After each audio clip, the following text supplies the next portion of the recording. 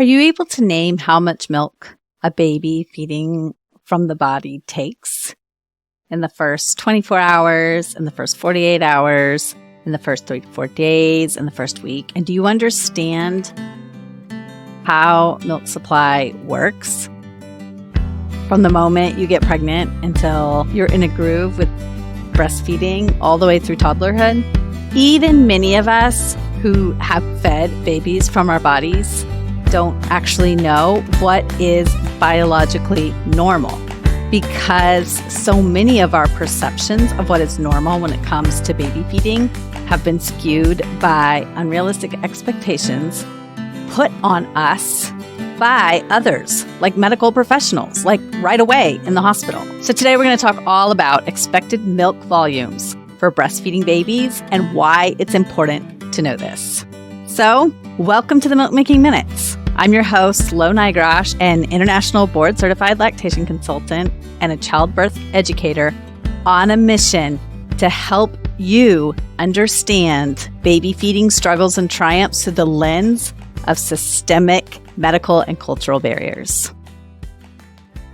Okay, so why is it so difficult for us to know how much our babies should be taking?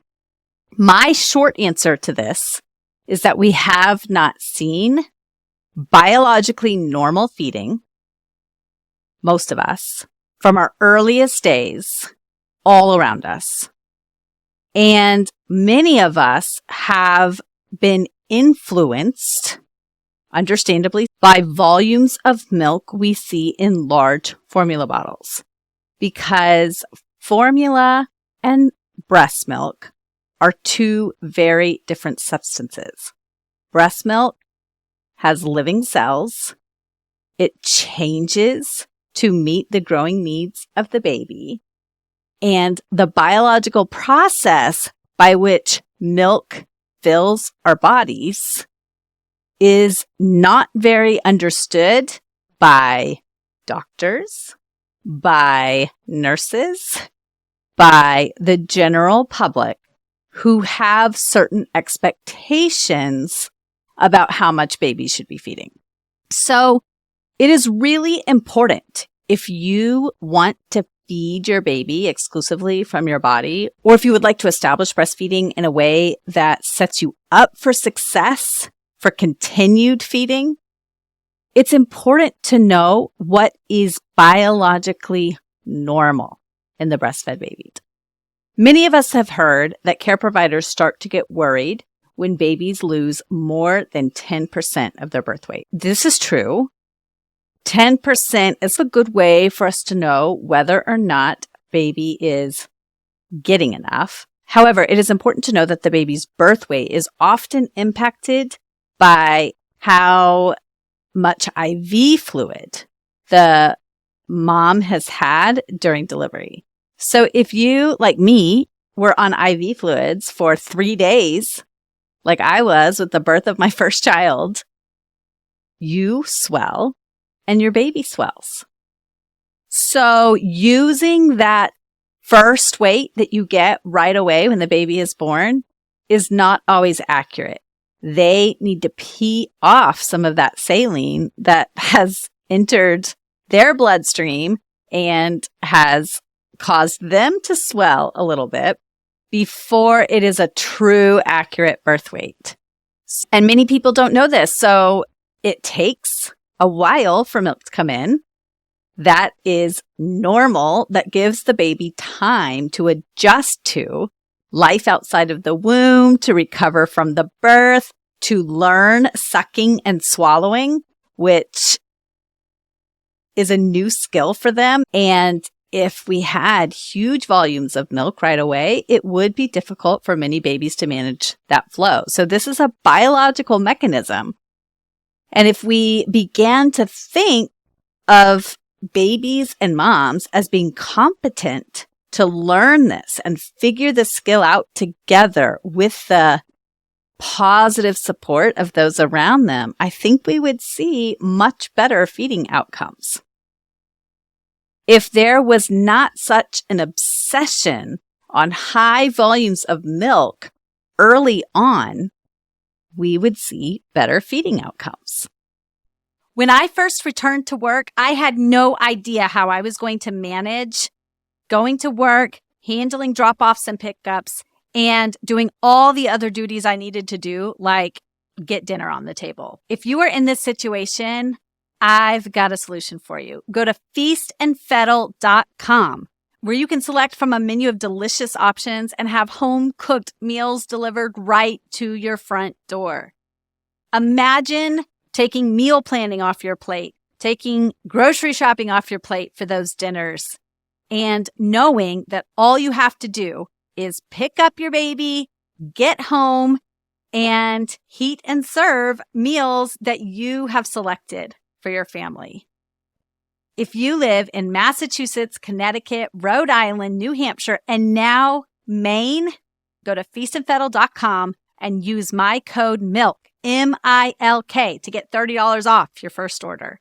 You've got nothing to lose.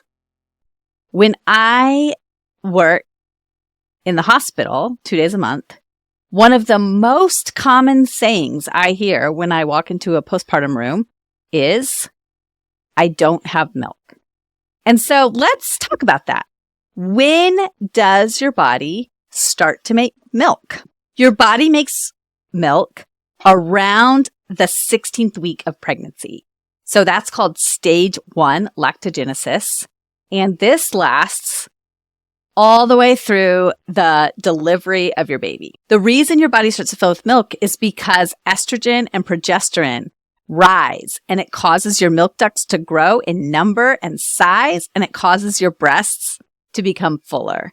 And your mammary glands are preparing for milk production as early as the 16th week of pregnancy. So during stage 1 lactogenesis, once you deliver the baby and then you deliver the placenta, that delivery of the placenta is the trigger for your body to begin releasing this milk. And so what you have in those first few days, which most people are familiar with, is colostrum. It is very thick. It is small in volume, but very rich in protein, fat-soluble vitamins, minerals, antibodies, and white blood cells, which helps prevent the baby from getting sick. And it creates a tough coating on your baby's stomach and intestines because they are born with a permeable stomach.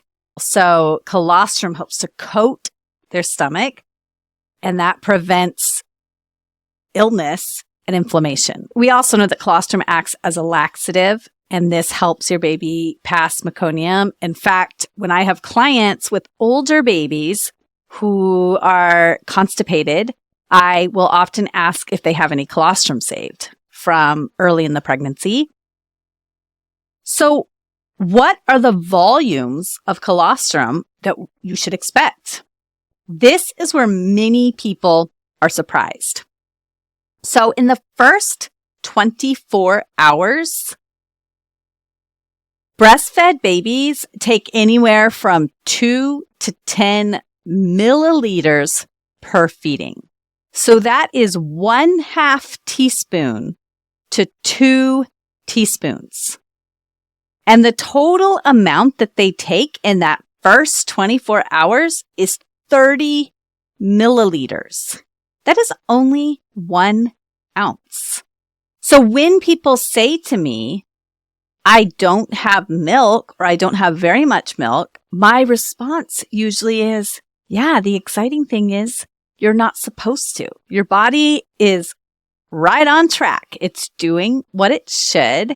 If someone knows I should expect that my baby takes in 1/2 teaspoon at each feeding in the first 24 hours, that's very different than thinking that your baby needs 1 or 2 ounces at a time, which is often how they are supplemented with formula in the hospital when people feel they don't have enough milk or when care providers are concerned. And often this happens because babies are crying or they're sleeping a lot, or a mom is not feeling milk filling up in her mammary glands.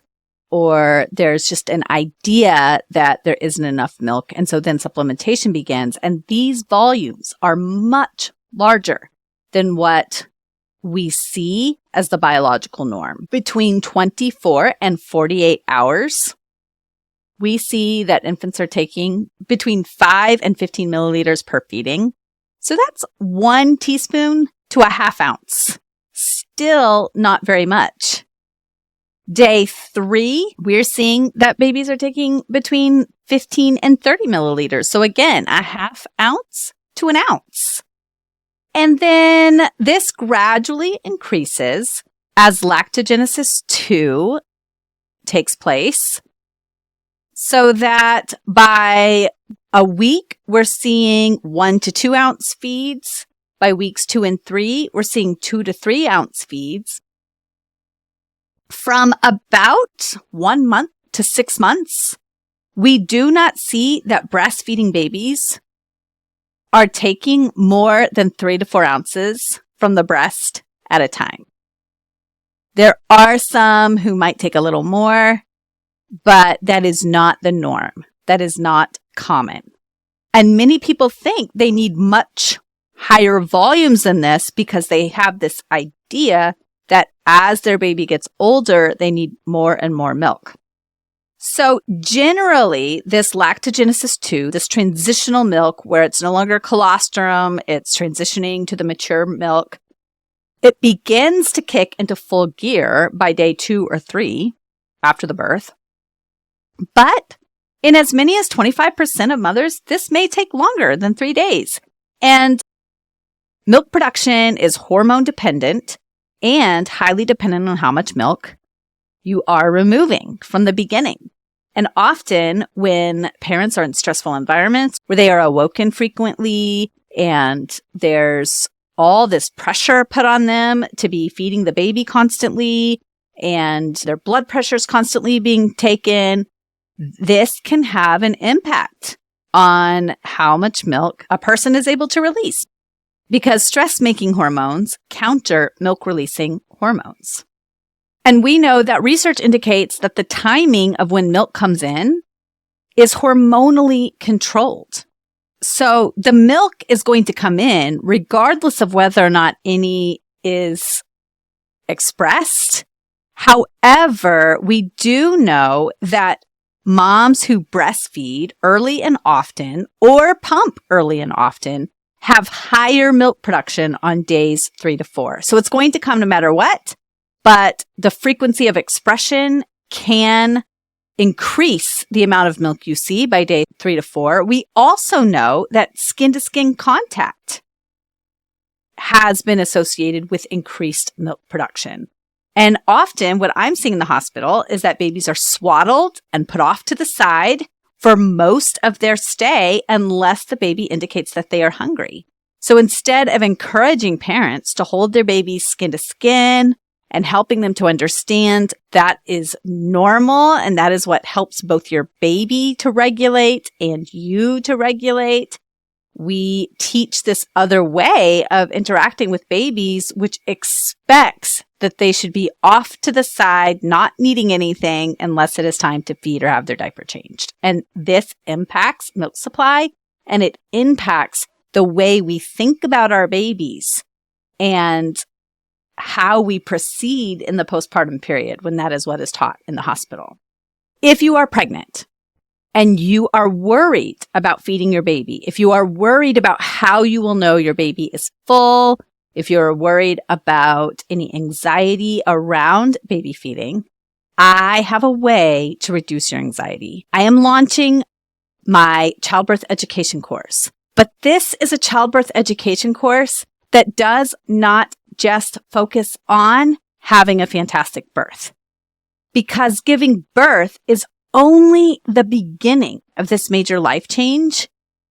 And it's really the postpartum period that matters. And what you do in pregnancy and what you do during birth can impact the postpartum period significantly.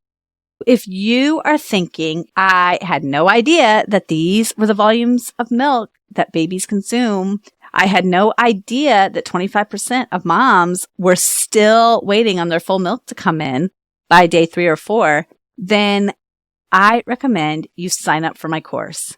It is linked in the show notes. We're going to have such a great time. It will be over video, but live, and it's not just going to be me talking at you. You're going to get to know your classmates. You'll become a cohort. You'll get to discuss things with your partner and make decisions together as we go. And if you are not able to attend a live class, you'll still be a part of the community that will be set up, and you will be able to see the videos that are recorded during the live class. And then after everybody has had their babies, once you are all in the postpartum period, we'll have a reunion, and you'll get to come back and talk about how the decisions you made in pregnancy and the events that occurred during birth impacted you and how your postpartum time is going.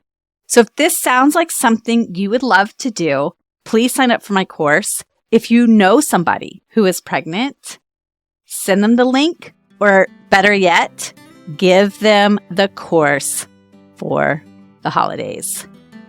I'm offering this course for 50% off through December. And speaking of the holidays, if you can't imagine doing all the things you need to do between now and the end of the year, with kids being home, travel plans you might have, getting all the gifts for everyone that's on your list, then go to feastandfettle.com, where you can have home-cooked meals delivered right to your front door. This is a great option for anyone living in Massachusetts, Rhode Island, Connecticut, New Hampshire, and Maine. And with that, I hope you have a great week, and I'll talk to you soon.